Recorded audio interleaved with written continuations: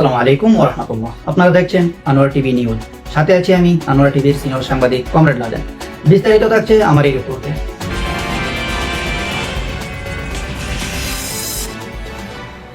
বাবা থানায় একা একা ডিম খাচ্ছে এমন খবর পেয়ে ছেলেও ছুটে যান থানায়। থানায় গিয়ে তিনি আবেদন করেন আমাদের উট পাখির ডিম না দিয়ে কোয়েল পাখির ডিম দেওয়া হোক। এ বিষয়ে পুলিশ অফিসার হুঁশিয়ারি দিয়ে বলেন তোদের যে অপরাধ অনুযায়ী তোদের সরাসরি উটের ডিম দেওয়া দরকার। এদিকে ঘটনাস্থল থেকে খবর পেয়ে আফ্রিদির চাচাতো পিতা হাউন আঙ্কেল কান্নায় ভেঙে পড়েন। তিনি জানান আজ আমি থাকলে তুই ডিম না খেয়ে আমার হোটেলে এসে ভাত খেতে পারতি। এ প্রসঙ্গে সুলাইমান সুকুন মন্তব্য করেন 5ই আগস্টের পর তোকে বলেছিলাম দেশ ছেড়ে পালা, আমার কথা শুনলি না, এবার বাবা ছেলে মিলে ডিম খা।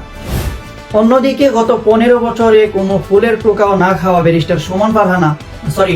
ব্যারিস্টার রুমিন ফারহানা সরাসরি ধাক্কা খেয়ে হতবাক। অত্যন্ত দুঃখের সহিত তিনি বলেন যাদের জন্য আমি গত 15 বছর অতিবাহিত করলাম কষ্ট করলাম তারাই আজ আমাকে ধাক্কা মারল। তিনি ক্ষোভ প্রকাশ করে বলেন রাজাকারের বাচ্চারা আজ আমাকে ধাক্কা দিয়েছে, আজ যদি বঙ্গবন্ধু বেঁচে থাকতেন তাকেও ধাক্কা দিত। শেষে তিনি বঙ্গবন্ধুর কন্যা শেখ হাসিনাকে উদ্দেশ্য করে বলেন চলে গেছেন বেশ ভালোই হয়েছে, আপনি আর এই দেশে ফিরে আইসেন। আনোয়ার টিভি বাংলা সংবাদ, ঢাকা।